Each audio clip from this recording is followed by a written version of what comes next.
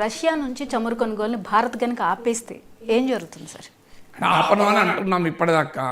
ఆపేస్తే ఏం జరుగుతుంది, అసలు ఏం జరుగుతుందో తెలవాలంటే జస్ట్ గో బ్యాక్ టు 2022లో అమెరికానే మనం రష్యా ఆయిల్ కొనుగొన్నది. చాలామందికి ఇప్పటికి తెలిసి ఉండాలి. మీకు అప్పుడే American treasury secretary America is happy for India buying Russian oil అన్నాడు. ఈవెన్ బైడెన్స్ ఎనర్జీ అడ్వైజర్ 2024లో మెచ్చుకున్నాడు ఇండియాను. Eric Garcetti US ambassador to India మెచ్చుకున్నాడు ఇండియా కొనడం మంచి పని అయిందని. ఎందుకు? గ్లోబల్ ఆయిల్ ప్రైసెస్ ఇండియా కొనడం వల్ల, రష్యన్ ఆయిల్ కొనడం వల్ల స్టేబుల్ అయింది అని. ఎందుకంటే మీకు ఇప్పుడు $66 పర్ బ్యారెల్ ఉంది ఆయిల్. ఎవరేజ్న ప్రపంచ చమురు మార్కెట్లో ముడి చమురు ధర $66 ఉంది బ్యారెల్కు. ఇది మీకు ఉక్రెయిన్ వార్ వచ్చిన సమయంలో $137 పర్ బ్యారెల్ పోయింది. అందువల్ల అమెరికా, యూరోపియన్ యూనియన్ చెప్పింది ఏంటంటే, మేము రష్యా ఆయిల్ అండ్ ఎనర్జీ ప్రొడక్ట్స్ను బ్యాన్ చేయం, కేవలం ప్రైస్ క్యాప్ విధిస్తాం. అంటే $60 కన్నా లోపే మీరు ఎవరైనా కొనండి. కొంటేనే రష్యన్ ఆయిల్ మార్కెట్లో ఉండడం వల్ల చమురు ధరలు నిలబడతాయి అన్నది అమెరికా ప్రతిపాదన. అందుకే రష్యా కొన్నది.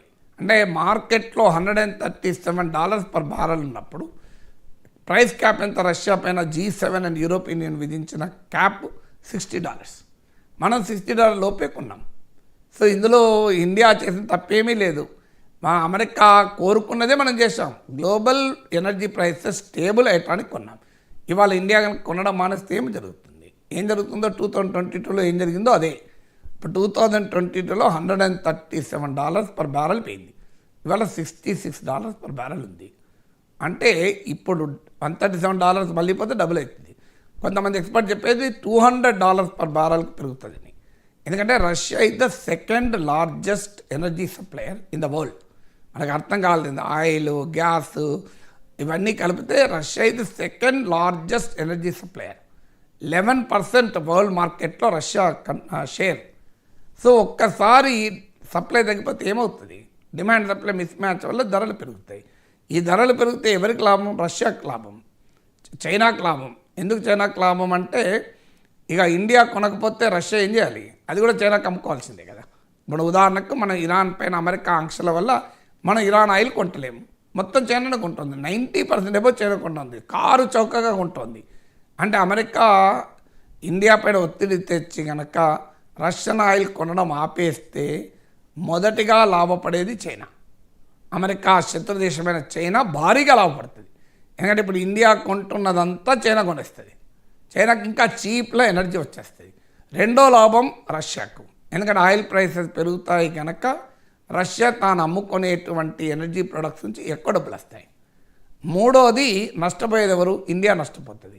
ఆఖరికి యూరోపియన్ యూనియన్ నష్టపోతుంది. ఎందుకంటే యూరోపియన్ యూనియన్ కూడా పెద్ద ఎత్తున దిగుమతి చేసుకుంటుంది రష్యా నుంచి, కాకపోతే వెస్ట్ ఏషియా నుంచి. మరి ఎవరికి లాభం? ఇలా నష్టపోయేదేమో అమెరికా మిత్ర దేశాలైన యూరోపియన్ యూనియన్, భారతదేశం. లాభపడేదేమో అమెరికా శత్రు దేశాలైన చైనా, రష్యా. ఇక ట్రంప్ అడుగుతున్న దాంట్లో ఏమైనా లాజిక్ ఉందా?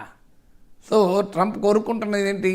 ఇది ఒకటే కాదు, ఎప్పుడైతే గ్లోబల్ ఆయిల్ ప్రైసెస్ భారీగా పెరుగుతాయో గ్లోబల్ ఎకానమీ దెబ్బతింటుంది. మీకు నిన్న రిజర్వ్ బ్యాంక్ గవర్నర్ కూడా హెచ్చరించాడు, వరల్డ్ ఎకానమీని మీద ఇంపాక్ట్ పడుతుంది. సో ట్రంప్ అసలు అందుకే అంటారు కదా, ఏదో సినిమాలో ఉంది, నాకో తిక్కు, నా లెక్కుంది, ఆ లెక్కకో తిక్కుంది అని. సో సారీ, నాకో తిక్కుంది, ఆ తిక్కకో లెక్కుంది అంటాడు.